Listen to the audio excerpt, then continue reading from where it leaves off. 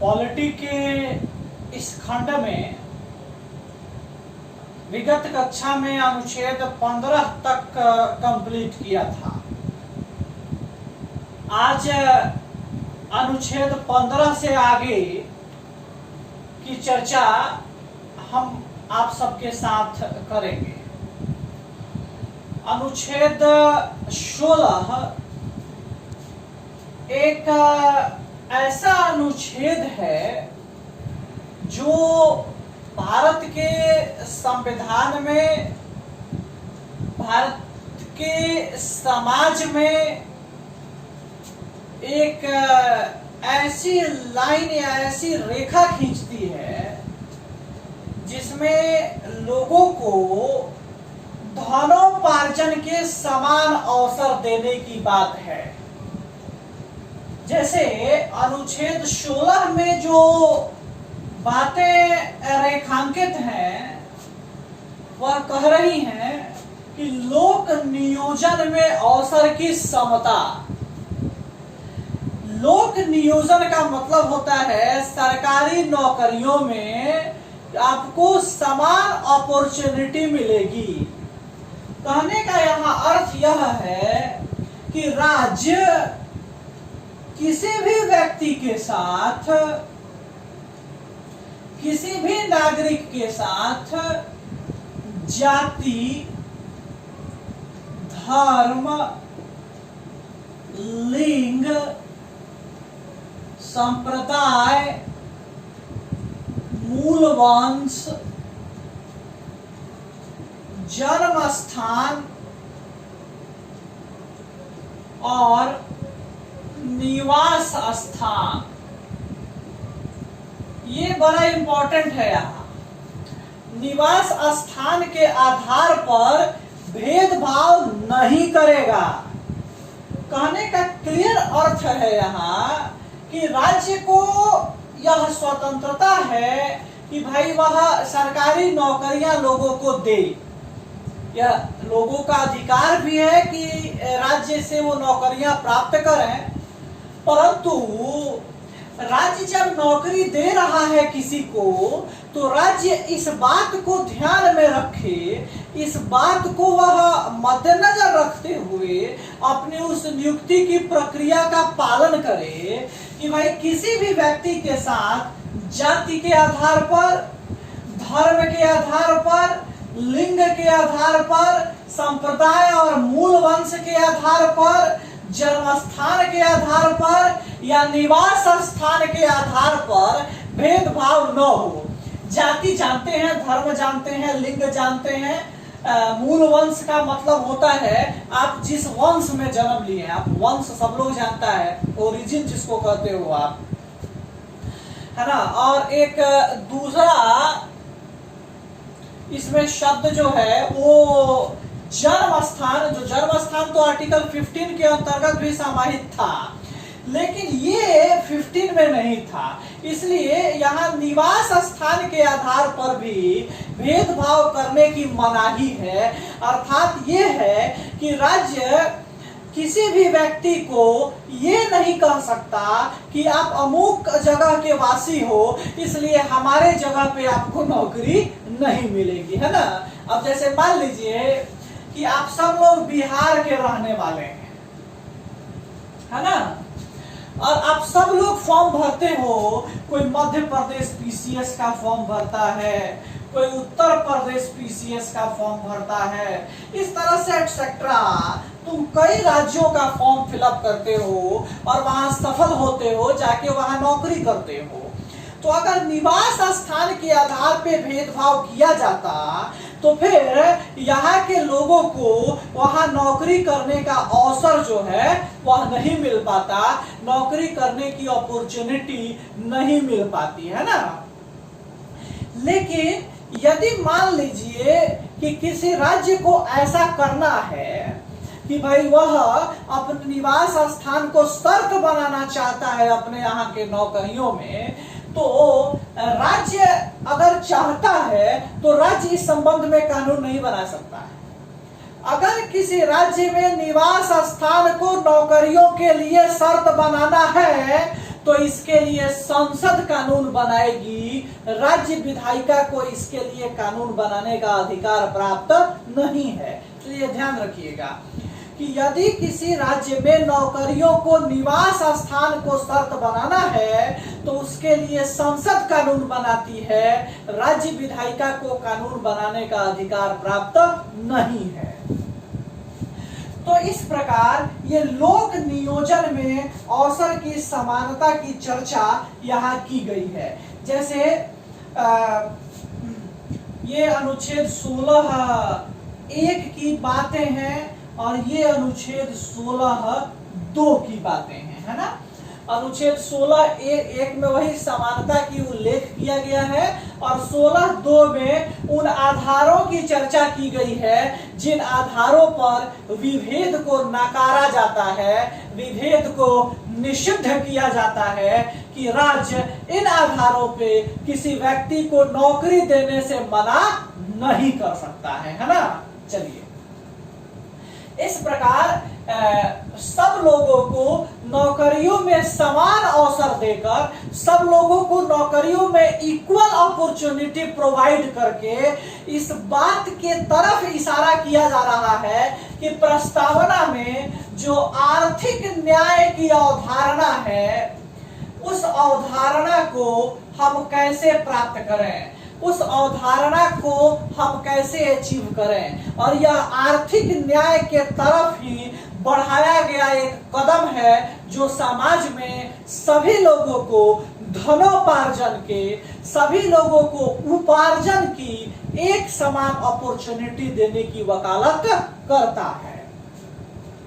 इस प्रकार अनुच्छेद 16(1) और अनुच्छेद 16(2) राज्य में समानता के उद्देश्य के लिए एक महत्वपूर्ण प्रावधान है, एक महत्वपूर्ण बात है।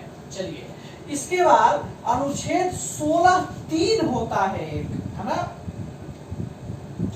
अनुच्छेद 16(3) की बात है कि भाई संसद चाहे तो किसी राज्य में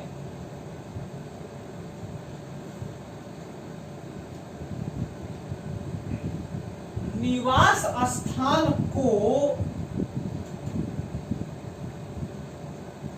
आवश्यक शर्त बना सकता है ना।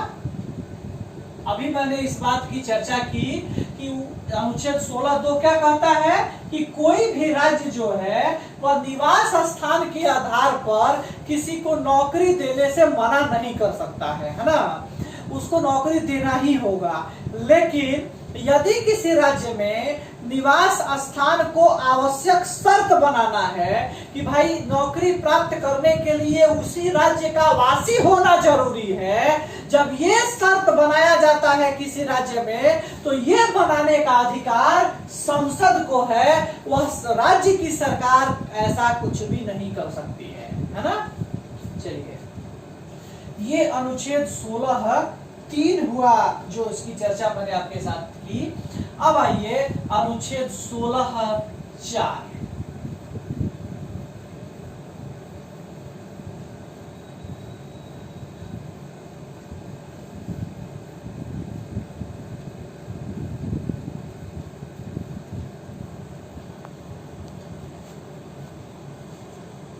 अनुच्छेद 16(4 है ना। देखिए, कह रहा है अनुसूचित जाति और अनुसूचित जनजाति, है ना, तथा ऐसा पिछड़ा वर्ग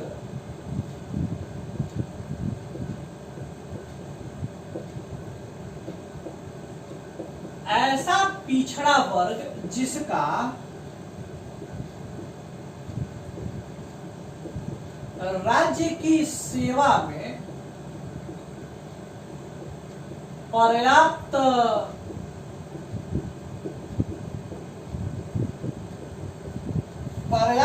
प्रतिनिधित्व नहीं हो, है ना, पर्याप्त प्रतिनिधित्व नहीं हो तो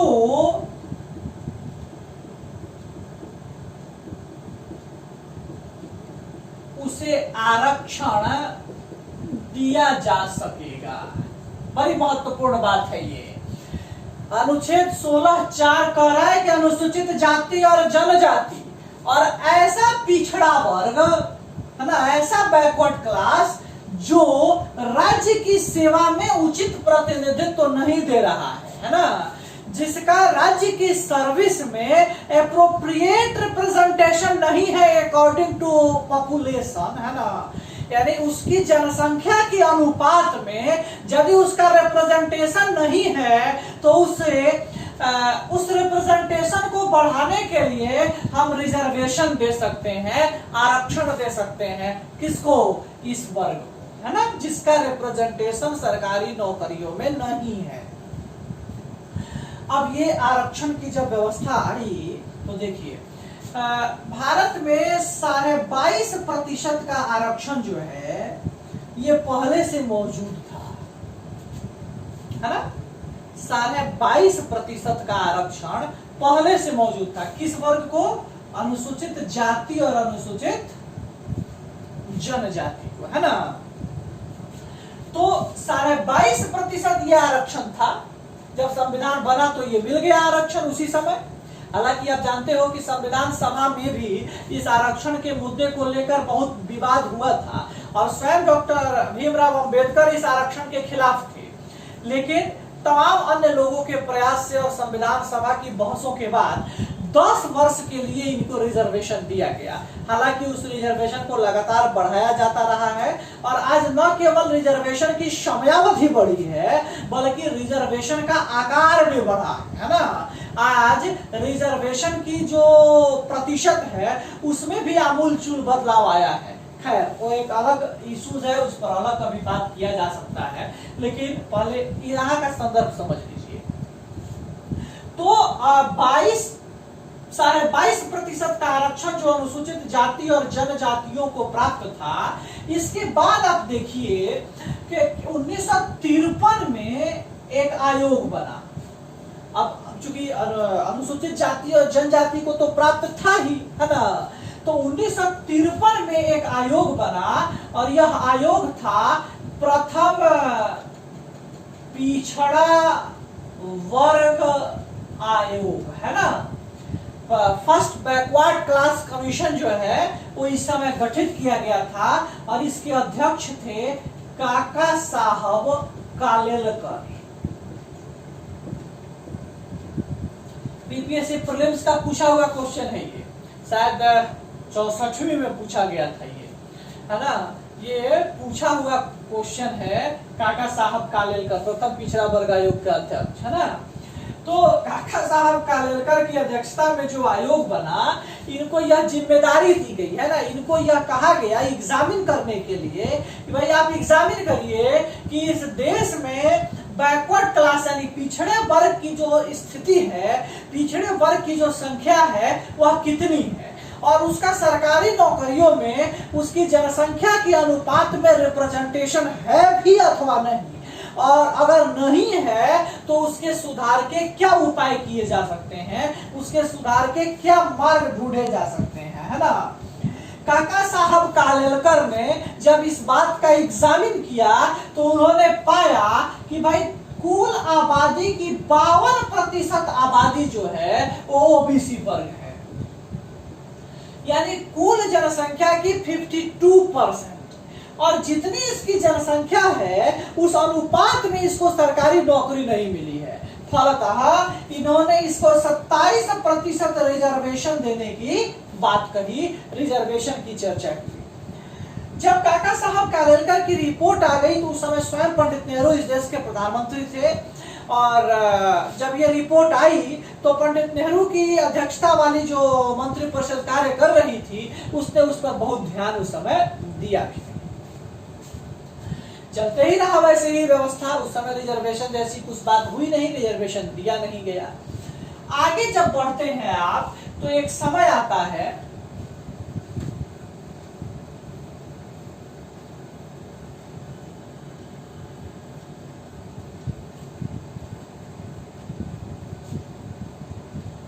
आप देखिए कि एक 1977 में इस देश में आम चुनाव हुए और आम चुनाव के बाद जनता पार्टी की सरकार बनी। यह पहली गैर कांग्रेसी सरकार थी और इस देश के पहले गैर कांग्रेसी प्रधानमंत्री बनते हैं मोरारजी देसाई, है ना। मोरारजी देसाई इस देश के प्रधानमंत्री बने और इसी समय मंडल कमीशन का गठन किया गया, है ना। मंडल कमीशन आया और इस मंडल कमीशन को यह दायित्व दिया गया कि आप एग्जामिन करो पिछड़े वर्गों के बारे में। इसने काका साहब कालेलकर वाली जो व्यवस्था थी उसी को स्वीकार किया और इसने भी 27% रिजर्वेशन की सिफारिश कर दी, है ना। लेकिन तब तक जब इसकी रिपोर्ट आती है तब तक 1980 में सरकार बदल गई और इस देश की प्रधानमंत्री बन गई फिर से इंदिरा गांधी। जब 1980 में इंदिरा गांधी इस देश की प्राइम मिनिस्टर बन गई तो उन्होंने मंडल कमीशन के रिपोर्ट पर बहुत अधिक ध्यान नहीं दिया और उस रिपोर्ट को उन्होंने ठंडे बस्ते में डाल दिया। 1984 में इंदिरा गांधी की मृत्यु हुई, फिर राजीव गांधी प्राइम मिनिस्टर बने, उनके भी कार्यकाल में बहुत कुछ नहीं हुआ। 1989 में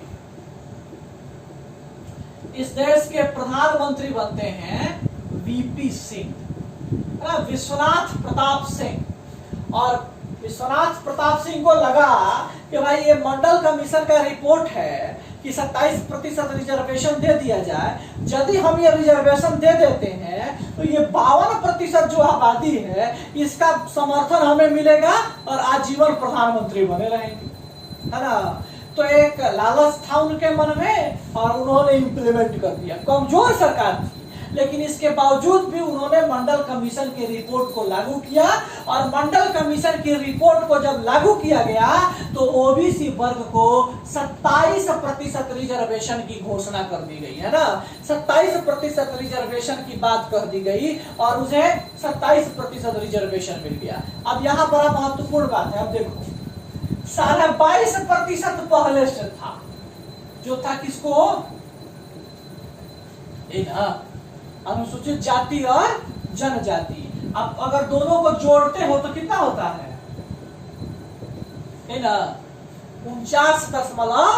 49.5%। अब देखो इसमें अब तमाशा हुआ क्या।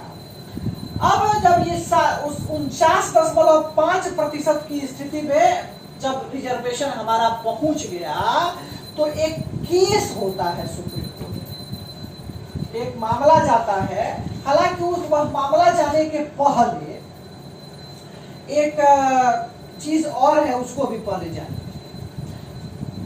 1991 में इस देश में नरसिम्हा राव प्रधानमंत्री बन गए थे। जब नरसिम्हा राव प्रधानमंत्री बने तो नरसिम्हा राव ने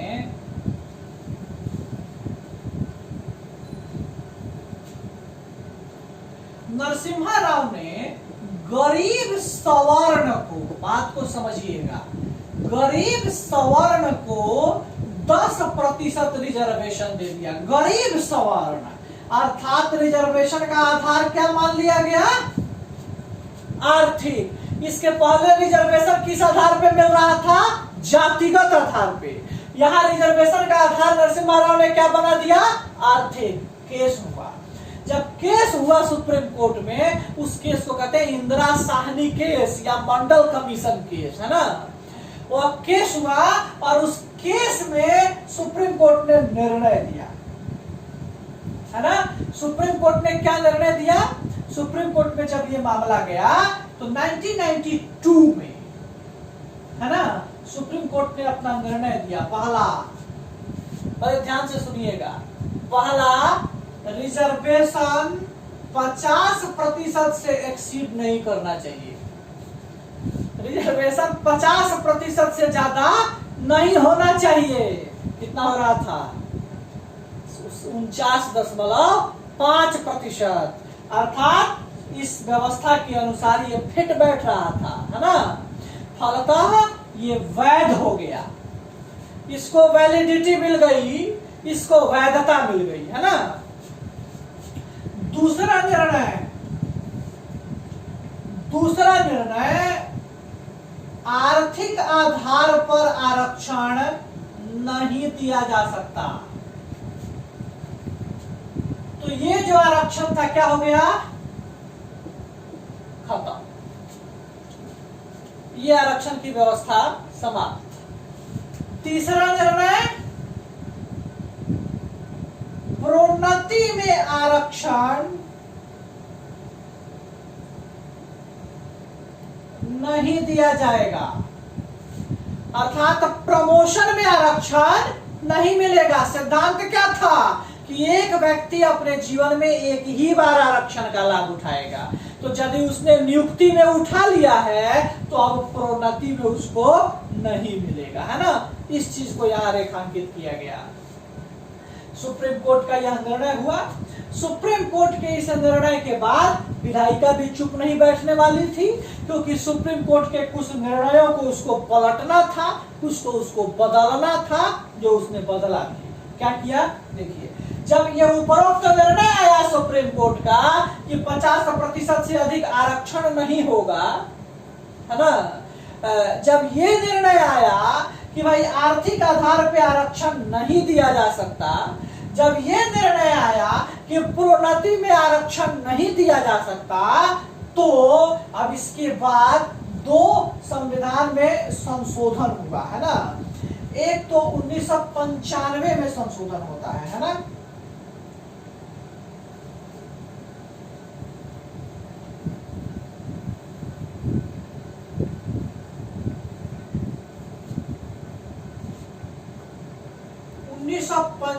में एक संशोधन हुआ जो 77वां संविधान संशोधन था।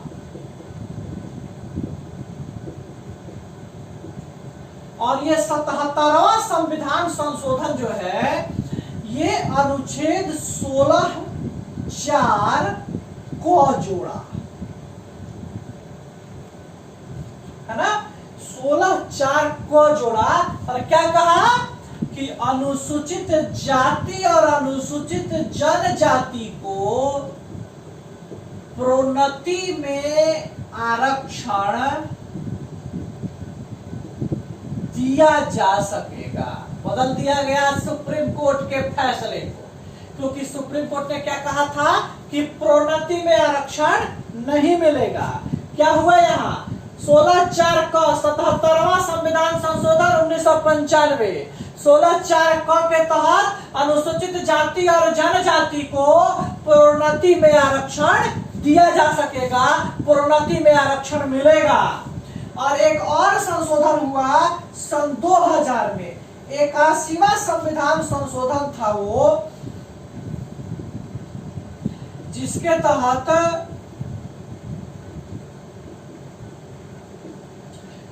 तहत अनुच्छेद 16(4) ख जोड़ा गया, है ना। और ये 16(4) ख क्या कहता है तो देख लो, बैकलॉग पदों को भरने के लिए,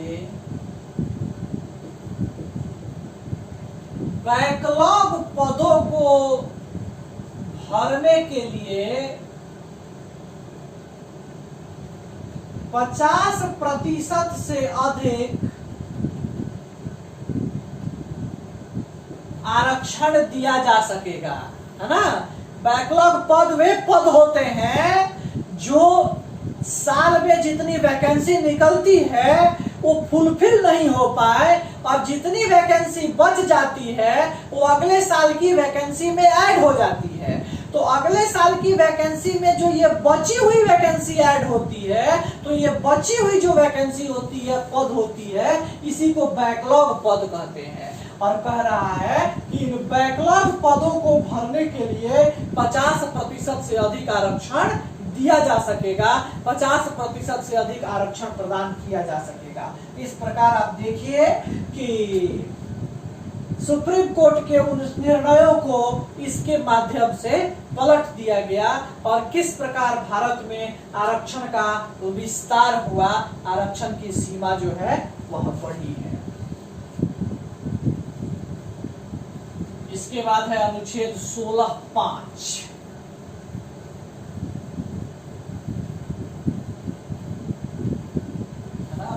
अनुच्छेद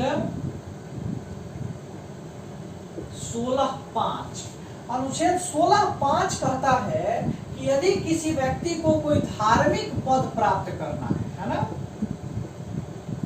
किसी धार्मिक पद हेतु, यानी अगर कोई व्यक्ति कोई रिलीजियस पोस्ट प्राप्त कर रहा है ना, तो जिस धर्म का पद वह प्राप्त कर रहा है, तो राज्य धर्म विशेष की शिक्षा को अनिवार्य कर सकता है।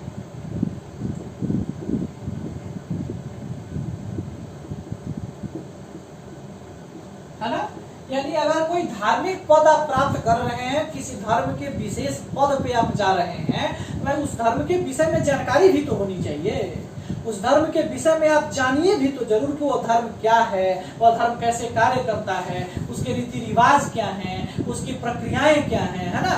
तो ये सब बातें जो उस धर्म की शिक्षा से मिलती है, जो उस धार्मिक शिक्षा से प्राप्त होती है, तो ये जरूरी है, ये जरूर है कि भाई धर्म धार्मिक शिक्षा को राज्य जो है वह अनिवार्य बना सकता है, वह कंपलसरी कर सकता है ना। चलिए, ये है अनुच्छेद 16 की बात। अब है अनुच्छेद 17।